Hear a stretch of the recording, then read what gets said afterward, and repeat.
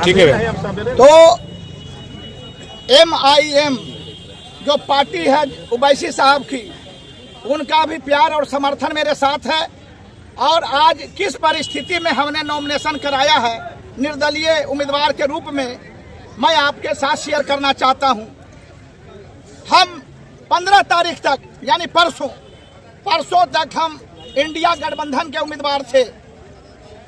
हमको जो है 15 तारीख को 5 बजे कांग्रेस पार्टी से न्योता आया, कांग्रेस पार्टी ऑफिस से पटना में न्योता आया।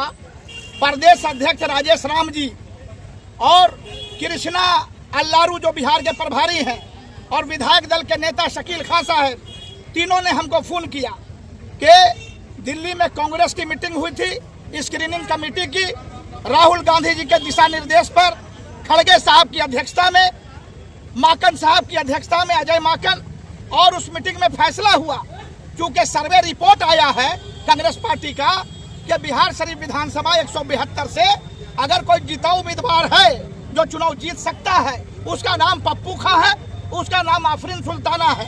तो सबने तय किया है कांग्रेस ने कि बिहार शरीफ से आपको चुनाव लड़ना है, इसलिए आप आइए और कांग्रेस ज्वाइन कीजिए और सिंबल लीजिए, टिकट लीजिए। तो 15 तारीख को 7 बजे हम जो है गर्दनी बाग शकील अहमद खान साहब का जो आवास है, जो कि ऑफिस बना हुआ है कांग्रेस का, वहां हम गए और वहां सारे नेता मौजूद थे। प्रदेश अध्यक्ष राजेश राम जी, शकील अहमद खान साहब और आपके कृष्णा अल्लारू जो बिहार के चुनाव प्रभारी हैं, उन लोगों ने हमको स्वागत किया और हमारी पत्नी को कांग्रेस पार्टी का सदस्यता दिलाया। हमारी पत्नी ने सदस्यता लिया और हमको जो है चुनाव का टिकट बिहार शरीफ विधानसभा का लिफाफा में करके हमको दिया। मेरे साथ नालंदा के प्रत्याशी छोटे मुखिया भी थे, उन्होंने भी सदस्यता ग्रहण किया और उनको भी टिकट मेरे सामने मिला। जब हम वहां से थोड़ी देर बैठे चाय पी के निकलने लगे तो हमको बुलाया गया कि ऐसा है विधायक जी कि तेजस्वी बाबू के यहाँ मीटिंग है, हम लोग वहाँ जा रहे हैं, हम लोग आते हैं वहाँ से, तो प्रदेश अध्यक्ष के मौजूदगी में आपको टिकट दिया जाएगा और फोटो वीडियो होगा, इसलिए अभी टिकट रहने दीजिए, हम जब फोन करेंगे तो सुबह 9 बजे आके टिकट ले लीजिएगा। उनका टिकट था, हमने लौटा दिया। हम क्या जान रहे थे कि उनके दिल में पाप है। जब हम 9 बजे गए सुबह में तो हमको बुलाया गया 12 बजे, 12 बजे गए तो फिर बुलाया गया 5 बजे। 5 बजे हमको फोन आता है शकील खान साहब का कि ये बताइए कि आप पर बिहार शरीफ में मंदिर तोड़ने का कोई केस है। शकील खान ने पूछा तो हमने कहा कि मेरे ऊपर कोई केस नहीं है, दिखाया जाए। तो बोला कि बिहार शरीफ से कांग्रेस के नालंदा जिला के पूर्व अध्यक्ष जिनका नाम है ममता होटल के मालिक हैं दिलीप बाबू, और जो यहाँ के डिप्टी मेयर के प्रतिनिधि हैं दानिश मलिक, ये दोनों अपने दल बल के साथ गए थे ताज होटल में कृष्णा अल्लारू से मिलने, और उनको जाके इन लोगों ने कहा कि पप्पू खां जी की पत्नी को आप टिकट दे रहे हैं, उनके पास हिंदू वोट नहीं है, सिर्फ मुसलमान का वोट है, कहा कि मंदिर तोड़ने का उन पर केस है। तो हमने कहा कि जो हम पर यह झूठा आरोप लगा रहा है उससे मांगिए FIR का कॉपी। तो उन्होंने कहा कि नहीं, कॉपी नहीं है FIR का। हमला सुनिए, 2000 में जब हम MLA थे तो अम्बेर मोड़ पर सोगरा वक्फ स्टेट का एक जमीन है करोड़ों का, उसको जो है यही डॉक्टर सुनील कुमार जो अभी MLA हैं, इन्होंने साजिश रच के, एक उस जमाना में अपराधी हुआ करता था TP सिंह, उसके सहयोग से सोगरा के जमीन पर मंदिर बनवाने का काम कर रहे थे। सरकार को पता चला, राजमाता राबड़ी देवी जी की मुख्यमंत्री थी, लालू जी नेता थे, उनको पता चला कि सरकारी जमीन सोगरा स्टेट के जमीन को लूटा जा रहा है मंदिर के नाम पर। तो उन लोगों ने प्रशासन को भेज के, DGP और चीफ सेक्रेटरी को भेज के मंदिर निर्माण का काम लालू यादव ने रुकवाया, राबड़ी देवी जी ने रुकवाया। यह सरकार का मामला है, मेरी क्या औकात है किसी मंदिर को तोड़ने और रोकने का। मंदिर तो था ही नहीं, जमीन पर मंदिर बनाने का प्रयास हो रहा था डॉक्टर सुनील कुमार के द्वारा, जिसको सरकार ने रोकने का काम किया, तोड़ने का नहीं, बनाने में रोकने का काम किया था, और वो आरोप हम पर लगाया जाता है।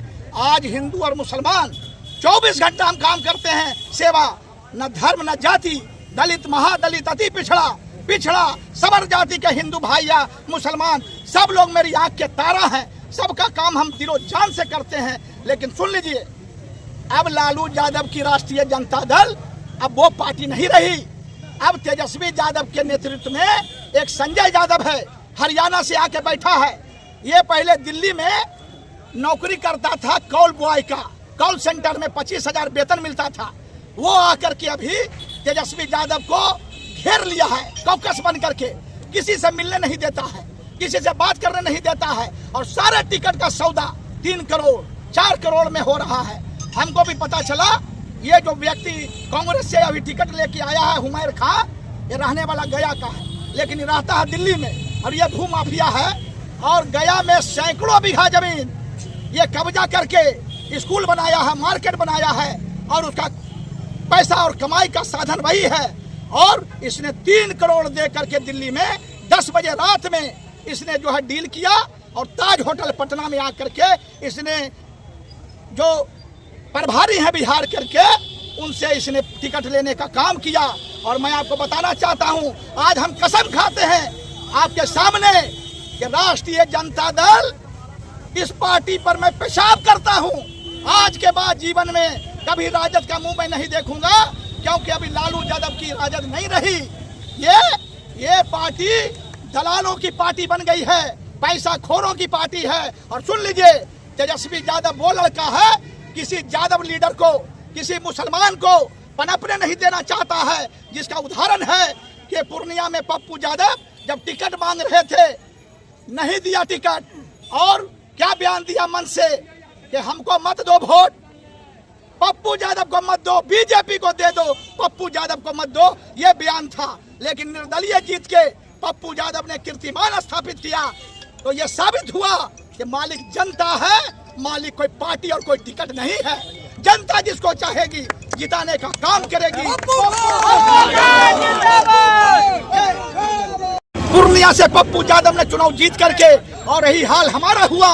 नहीं चाहता है कोई मुस्लिम लीडर पनपे, नहीं चाहता है कोई मुसलमान मजबूत नेता बने, लीडर बने। इसलिए हमारे साथ ये अन्याय हुआ। हमने जो इतना सेवा किया है 30 साल पार्टी का, हमको मजदूरी मिलना चाहिए था, लेकिन 2015 में भी हमको नकारा गया। 2020 में भी मेरे साथ साजिश हुआ, और आज 2025 इतनी बड़ी साजिश। अब गया का आदमी, दिल्ली का आदमी आगे चुनाव लड़ेगा। हम आपसे पूछना चाहते हैं, क्या बिहार शरीफ में किसी माँ ने सपूत को पैदा नहीं किया? क्या सारे लोग नपुंसक हैं? क्या बिहार शरीफ के एक लोग हिजड़े हैं जो बोरो ला करके दिल्ली से, गया से यहाँ उम्मीदवार बनाया जा रहा है? हम इसका कड़ा विरोध करते हैं। इतवार के दिन हमने मीटिंग बुलाया है गढ़ पर, और हम सारे समाज के सामने झोली फैला के कहेंगे कि अगर हमने 25-30 साल में समाज का काम किया, विकास किया, दुख सुख में लोगों का आंसू पोंछा है, तो आप हमको मजदूरी दीजिए, हमको चुनाव जिताइए, हमको जनता का सेवा का मौका दीजिए। और सुनिए, राजनीति मेरा कमाई का साधन नहीं है। हमारे मोहम्मद साहब ने, हमारे हुजूर ने कहा, मानव सेवा से बड़ा कोई इबादत नहीं है।